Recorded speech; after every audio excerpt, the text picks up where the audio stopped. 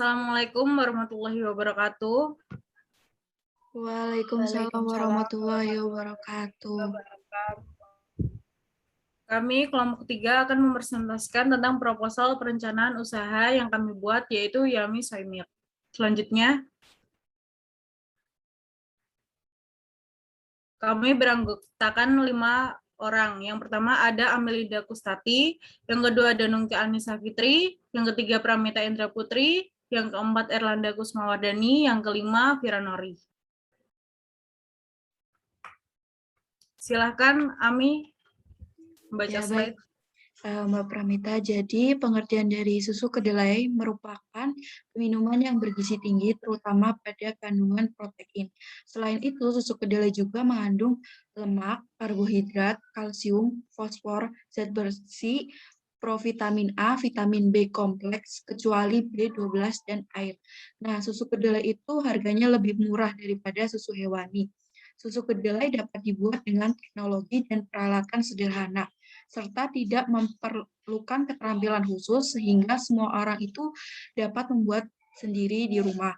Selain untuk dikonsumsi sendiri, susu kedelai juga dapat menjadi ladang usaha yang prospektif bila dikelola dengan baik. Nah, untuk kendala utama yang dihadapi produsen adalah cepatnya rusak susu kedelai apabila susu kedelai itu tidak disimpan di lemari pendingin. Nah, susu kedelai yang rusak ditandai dengan perubahan seperti bau, warna, rasa, atau mengental. Kemudian terjadinya pemisahan air dengan endapan sari kedelai. Nah, untuk khasiat dari kedelai itu, yang pertama itu kedelai sebagai sumber pangan fungsional, mengandung komponen penting yang berguna untuk kesehatan. Nah, berdasarkan basis bobot kering, kedelai mengandung sekitar 40% protein, 20% minyak, 35% karbohidrat larut. Dan yang selanjutnya itu ada mengandung sterol yang berfungsi sebagai aktivitas penurun kolesterol. Yang ketiga itu menurunkan penyakit jantung dan kanker. Yang keempat, penting bagi pertumbuhan janin dan bayi. Yang kelima, meningkatkan fungsi saluran cerna, mencegah kanker payudara, mencegah kanker prostat, mencegah kanker usus besar, serta kesehatan tulang dan meningkatkan metabolisme lemak. Yang keenam, itu meningkatkan metabolisme lemak, memperbaiki daya ingat dan kemampuan belajar. Yang ketujuh itu meningkatkan kadar hemoglobin. Dan yang kedelapan itu memperlancar produksi ASI. Slide selanjutnya, Mbak.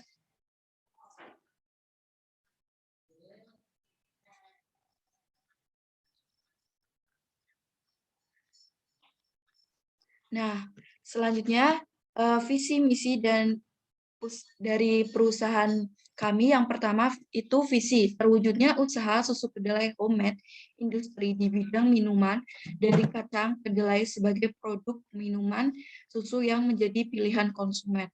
Nah, untuk misinya yang pertama, mengenalkan manfaat susu kedelai kepada masyarakat luas. Yang kedua itu mengembangkan produk susu kedelai yang berkualitas, murah, menyehatkan, dan terjangkau oleh masyarakat. Yang ketiga itu meningkatkan kesadaran masyarakat tentang pentingnya pembinaan kesehatan melalui pola hidup sehat, pemakaian bahan-bahan alami. Terima kasih. Selanjutnya dibacakan oleh Nungki, silakan. Selanjutnya itu adalah analisis industri. Nah, untuk analisis industri ini yang pertama ada perspektif masa depan usaha. Nah, ini dengan terciptanya tempat usaha yang bergerak di bidang perdagangan ini, khususnya dalam hal minuman susu kedelai dengan lokasi yang strategis, maka kami yakin bahwa usaha ini pasti akan maju nantinya. Kemudian yang kedua ini ada analisis persaingan.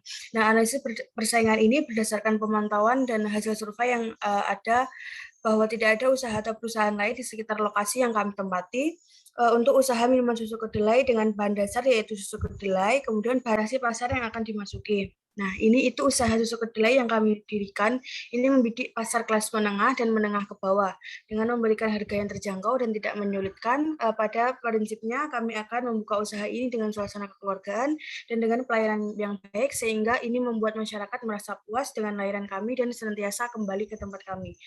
yang analisis SWOT-nya ini yang pertama adalah S, yaitu bertanggung jawab, disiplin kerja, kreatif dan inovatif. Kemudian yang kedua itu adalah dapat memenuhi kebutuhan pelanggan. Kemudian yang ketiga memberikan pelayanan terbaik terhadap pelanggan, dan yang terakhir itu menjual produk yang berkualitas dan memiliki keunggulan. Untuk W-nya ini yang pertama adalah persaingan pasar dengan perusahaan yang berskala lebih besar, khususnya dalam bidang minuman susu kedelai. Kemudian yang kedua ini berubahnya kondisi perekonomian. O-nya itu adalah dengan tetap menjaga mutu dan kualitas produk. Ini kami yakin dapat bersaing walaupun harus bersaing dengan perusahaan berskala nasional yang nantinya akan muncul di kemudian hari. Untuk yang selanjutnya itu adalah saat ini belum banyak perusahaan dengan bidang yang sama di kawasan Kaligawe yang menjual minuman susu kedelai, dan ini membuat kami yakin bahwa kedepannya itu perusahaan kami akan maju. Kemudian untuk yang T-nya, ini yang pertama itu manajemen pengelolaan yang kurang jujur, kemudian terdapat cacat pada barang yang dibeli maupun diproduksi, kemudian ada barang yang tidak laku, dan yang terakhir ini berkurangnya pengunjung atau pelanggan. Untuk antisipasi resiko usaha, yang pertama kami akan membuat buku besar, jurnal kas masuk, jurnal kas keluar, kartu persediaan, dan kita akan merancang sistem akuntansi yang baik dan memuat nota pembelian.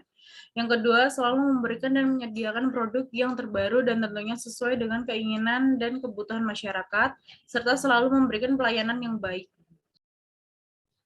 Untuk deskripsi usaha, yang pertama adalah jenis usaha. Kami menjual sebotol minuman susu kedelai yang sehat dengan bahan alami dari kedelai dan dicampur dengan beberapa buah lain disajikan dalam kemasan botol 250 ml. Untuk prospek usahanya, kami membuat usaha menengah kalangan manapun pasti akan tahu dengan produk ini, persaingan dalam usaha ini dapat kami atasi karena kami selalu berinovasi dan kreatif dalam mengolah minuman susu kedelai ini. Untuk identifikasi usaha, nama usaha Yummy Soy Milk, minuman susu kedelai dengan varian rasa. Untuk pemiliknya, Ami, Ella, Mita, Nungki, Vira. Alamat usaha Jalan Kaligawe, Karangkimul, nomor 17 RT 2 RW 1 Semarang. Untuk kontak personnya 082 157 367 463. Dilanjutkan oleh Erlanda, silakan. Deskripsi bahan dan juga olahan dari susu kedelai ini. Yang pertama, untuk resep setiap 250 ml atau setiap satu botol susu kedelai yang kami buat, itu ada 62,5 gram kacang kedelai. Yang kedua, ada 62,5 gram buah segar. Di sini kami memakai 4 buah, yaitu ada stroberi, mangga, alpukat, dan juga melon. Jadi perbandingan antara kacang kedelai dan juga buah segarnya itu 1:1. Kemudian ada 2,5 sendok makan gula, kemudian ada setengah sendok teh garam, dan 190 ml air. Kemudian untuk cara pembuatan dari susu kedelai yang kami buat ini, yang pertama adalah kacang kedelai itu direndam selama kurang lebih 6 jam. Setelah itu cuci bersih dan juga rebus kacang kedelai selama 15 menit. Nah, tujuan dari perebusan ini itu untuk menghilangkan dari bau langu yang nantinya akan tercium dari hasil dari susu kedelai ini. Kemudian yang ketiga adalah buang busa-busa yang mengambang setelah perebusan, dan juga kulit ari kacang kedelai itu dibuang, setelah itu ditiriskan. Yang keempat itu ambil kacang kedelai dan juga buah yang tadi sudah disiapkan sesuai selera dengan perbandingan 1:1, kemudian masukkan ke dalam blender, tambahkan air, lalu haluskan, saring dengan kain bersih. Lakukan hal yang sama sampai kedelai dan juga buahnya itu habis. Setelah itu, rebus hasil blenderan kedelai yang sudah dicampurkan dengan buah, lalu tambahkan pandan, gula, dan juga garam sampai mendidih, kemudian didinginkan, lalu ambil 250 ml hasil sari kedelai dan juga buah tadi, kemudian masukkan ke dalam botol, kemas, dan juga beri merek. Selanjutnya ada manfaat. Yang kami hasilkan ini terdapat manfaat-manfaat yang bisa menunjang kesehatan. Yang pertama adalah untuk menurunkan kolesterol. Kenapa dapat menurunkan kolesterol? Karena di dalam susu kedelai ini terdapat serat. Seratnya itu tinggi sehingga serat inilah yang berfungsi untuk menurunkan kadar kolesterol jahat atau LDL dan juga menaikkan kadar kolesterol yang baik atau HDL. Kemudian yang kedua itu ada meningkatkan kesuburan. Kenapa susu kedelai ini dapat meningkatkan kesuburan? Karena di dalam susu kedelai terdapat yang namanya kandungan fitokimia. Nah, fitokimia ini mampu menangkal efek negatif dari BPA. Lah, BPA itu apa sih? BPA itu adalah zat kimia yang terdapat dalam plastik yang dapat mengurangi kesuburan pada wanita. Dan disarankan untuk wanita yang subur, kemudian wanita yang ingin minum susu kedelai ini, dipastikan dapat meningkatkan kesuburannya. Kemudian yang ketiga itu ada mengurangi gejala menopause. Nah, kalau orang yang akan menopause atau memasuki masa menopause itu terdapat gejala-gejala seperti merah, wajahnya memerah, kemudian juga kegerahan. Nah, karena apa? Karena produksi yang namanya estrogen atau kadar estrogen di dalam tubuhnya itu menurun. Nah, karena di dalam susu kedelai ini terdapat yang namanya isoflavon. Isoflavon itu adalah salah satu jenis fitoestrogen yang terdapat pada tumbuhan dan bisa menjadi penambah estrogen pada wanita. Sehingga itu baik banget digunakan atau diminum atau dikonsumsi oleh wanita yang menopause. Kemudian yang keempat adalah mencegah kanker. Kenapa sih bisa mencegah kanker? Karena di dalam susu kedelai ini terdapat kandungan yang namanya antioksidan. Nah, antioksidan ini dipercaya untuk bisa mencegah terjadinya kanker tertentu. Nah, tapi untuk susu kedelai ini dapat mencegah kanker masih diperlukan penelitian yang lebih lanjut. Kemudian yang kelima itu adalah memaksimalkan fungsi dari sel darah merah. Di dalam susu kedelai itu mengandung yang namanya zat besi. Kandungan zat besi dalam susu kedelai itu sekitar 1,1 mg. Nah, zat besi itu untuk apa memangnya? Zat besi di dalam tubuh itu dapat membuat sel darah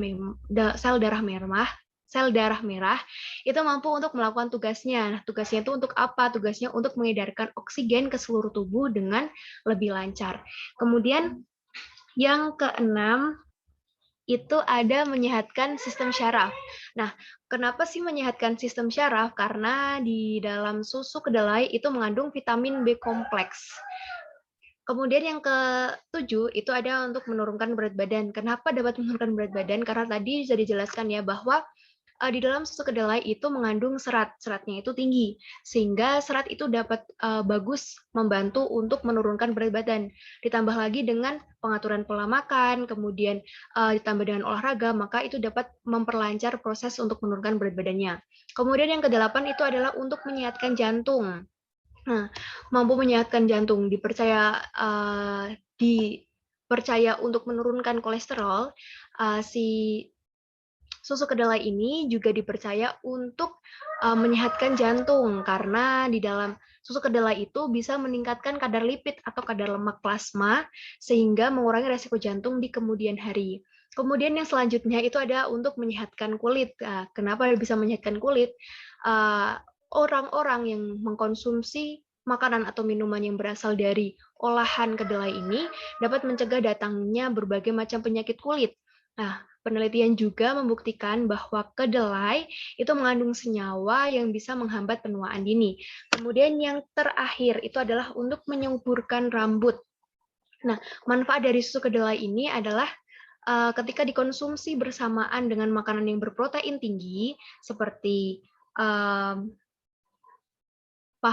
dada ayam dan telur dan lain sebagainya itu dipercaya berdampak baik untuk rambut sebab kedelai itu dipercaya dapat merangsang pertumbuhan rambut. Kemudian untuk manfaat-manfaat selanjutnya itu tadi sudah dijelaskan oleh Mbak Ami di depan. Selanjutnya diteruskan oleh Mbak Ira. Selanjutnya ada rencana pemasaran analisis SWOT. Jadi untuk strength atau kekuatan, manfaat dari kacang kedelai itu sangat banyak bagi kesehatan tubuh maupun penyembuhan penyakit. Nah, dalam masa pandemi seperti ini, membuat masyarakat itu terdorong untuk mengkonsumsi makanan atau minuman yang mampu meningkatkan kekebalan tubuh. Salah satunya itu susu kedelai.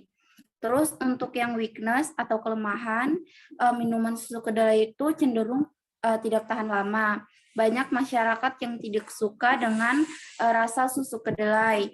Banyak masyarakat juga tidak banyak mengetahui tentang manfaat dari susu kedelai. Terus yang selanjutnya ada opportunity atau peluang. Nah, kondisi masyarakat yang ingin tahu dan tingginya minat masyarakat dengan media sosial bisa menjadi sarana pemasaran minuman susu kedelai ini. Nah, dengan manfaat yang ada dalam minuman susu kedelai, itu masyarakat akan tertarik. Masyarakat dalam masa pandemi menjadi masyarakat gemar mengkonsumsi minuman susu kedelai. yang threat atau ancaman, susu kedelai yang tidak tahan lama, terus banyaknya penjual lain yang mencampurkan pengawet sehingga berdampak pada penjual susu kedelai lainnya. Selanjutnya ada analisis 4P. Nah, yang pertama ada produk. Jadi di sini kita menggunakan brand Yomi Soy Milk. Terus untuk quality-nya tanpa bahan pengawet. Untuk packingnya kita menggunakan botol. Nah, untuk place-nya di sini berlokasi di wilayah pemasaran Kaligawe Semarang, Simpang 5, dan area Semarang.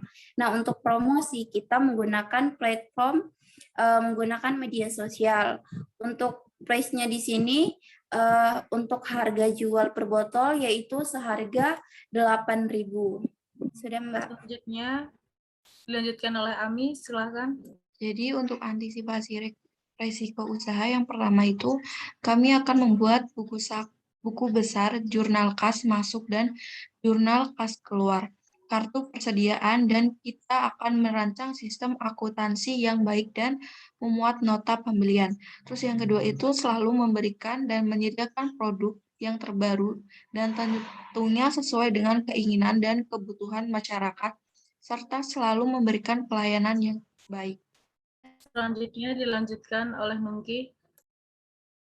Untuk selanjutnya itu adalah perencanaan organisasi. Nah, ini untuk yang pertama itu ada aspek organisasi. Yang pertama itu nama perusahaan atau usaha, yaitu Yomi Soy Milk. Kemudian untuk nama pemilik atau pimpinan itu Viranori. Untuk alamat kantor dengan tempat usaha itu di Kaligawe, Semarang. Untuk struktur organisasi, untuk pimpinan bertujuan untuk memimpin perusahaan dengan menerbitkan kebijakan perusahaan atau institusi, serta memilih, menetapkan, mengawasi tugas dari karyawan dan kepala bagian atau manajer atau wakil direktur, menyetujui anggaran tahunan perusahaan atau institusi, dan menyampaikan laporan kepada pemegang saham atas kinerja perusahaan atau institusinya dengan gaji per bulannya 4 juta. Untuk direksi, bertujuan untuk mewakili kepentingan perusahaan, menetapkan kebijakan bagi manajemen, dan juga untuk pengawasan perusahaan. Per bulannya digaji 3 juta. Untuk staf back pemasaran, itu bertujuan untuk menganalisis dan menentukan target pasar, analisis produk, menetapkan harga, merancang strategi promosi offline, merancang strategi digital marketing, memastikan kepuasan konsumen dengan gaji per bulannya 2 juta. Untuk staf back produksi, bertujuan untuk melaksanakan kebijakan dan rencana produksi, melaksanakan produksi dan prosedur kualitas sesuai dengan ketentuan perusahaan, mengatur dan mengontrol bahan baku proses produksi sehingga menjadi bahan dengan ketentuan target yang telah ditentukan perusahaan, memahami kerja dengan standar keamanan, digaji per bulannya 2 juta. Untuk staf back keuangan itu bertujuan untuk melakukan penginputan semua transaksi keuangan ke dalam program, melakukan transaksi keuangan perusahaan, melakukan pembayaran kepada supplier, dan yang berhubungan dengan pihak internal maupun eksternal terkait dengan aktivitas keuangan perusahaan, digaji 2 juta per bulan. Selanjutnya, Erlanda, silahkan.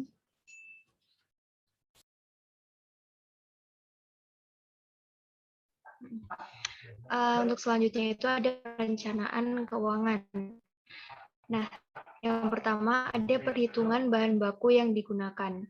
Yang pertama, kita menggunakan bahan baku kacang kedelai. Di sini kami menggunakan 1 kg bahan baku kacang kedelai dengan harga 17.000 per kilogramnya. Kemudian yang kedua ada buah-buahan, yaitu buah stroberi, memakai 500 gram buah stroberi dan harga 17.500 per setengah kilogramnya. Kemudian ada mangga, kita memakai setengah kilogram atau 500 gram dengan harga 12.500. Kemudian ada alpukat 500 gram atau setengah kilogram dengan harga 12.500. Selanjutnya ada melon 500 gram atau setengah kilogram dan harga 7.500. Kemudian ada air dengan 3,5 liter air yaitu 17.500. Kemudian gula 500 gram atau setengah kilogram 7.500. Setelah itu ada garam 500 gram atau setengah kilogram 7.500.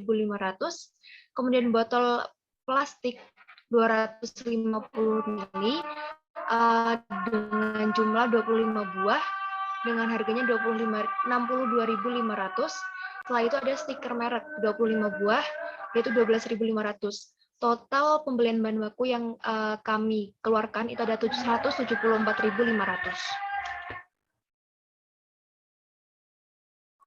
Selanjutnya, Viranori, silakan.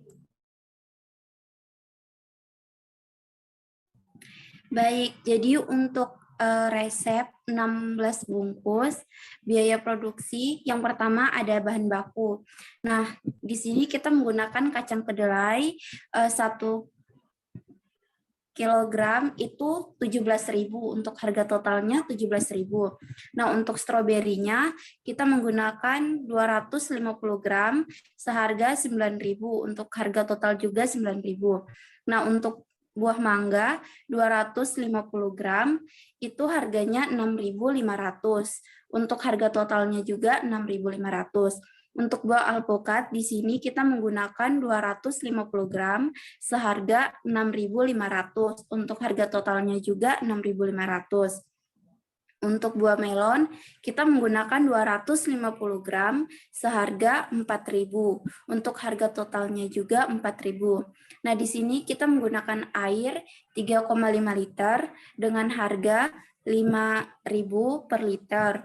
Untuk harganya itu 17.500. Nah, untuk gula di sini kita menggunakan 600 gram. Untuk harga gulanya itu 15.000 per gram. Nah, untuk harga totalnya itu 9.000. Untuk garam kita menggunakan 40 gram, harga 15.000 per gram, itu harga totalnya 600 rupiah. Terus untuk botol 250 ml kita untuk menggunakan 16 buah. Nah, harganya itu 2.500 per botol. Jadi harga totalnya itu 40.000. Nah, untuk stiker mereknya itu kita menggunakan 16 buah. Nah, harganya itu 500 per stiker. Nah, untuk harga totalnya itu 8.000. Jadi dari semua bahan resep yang kita gunakan itu totalnya adalah 118.100 rupiah. Nah, untuk saldo akhir bahan baku di sini, bahan baku awal dikurang penggunaan, jadi 174.500 dikurang 118.100, itu sama dengan 54.400. 56.400. Sudah, Mbak. Dilanjutkan oleh Amelinda, silakan. Baik, terima kasih Mbak Pramita. Jadi hitung biaya produksi yang pertama itu bahan baku yang digunakan sebesar 118.500. Biaya tenaga kerja langsung 10.000 per jam. Biaya overhead produksi 50. Jadi totalnya itu 178.500. Nah, untuk biaya produksi bahan baku yang digunakan ditambah biaya tenaga kerja langsung ditambah biaya overhead produksi. 118.500 ditambah 10.000 ditambah 50.000, hasilnya 178.500. Nah, untuk hitung harga pokok, biaya produksi ditambah persediaan barang awal dikurangi persediaan barang akhir, yang totalnya itu 178.500 dikurangi 56.500 yang hasilnya itu 122 per 16 botol. Jadi untuk satu botolnya itu dijual dengan harga 8.000 per botol. Terima kasih. Kami dari kelompok 3 sudah mempresentasikan hasil proposal usaha yang kami buat. Wassalamualaikum warahmatullahi wabarakatuh. Waalaikumsalam warahmatullahi wabarakatuh.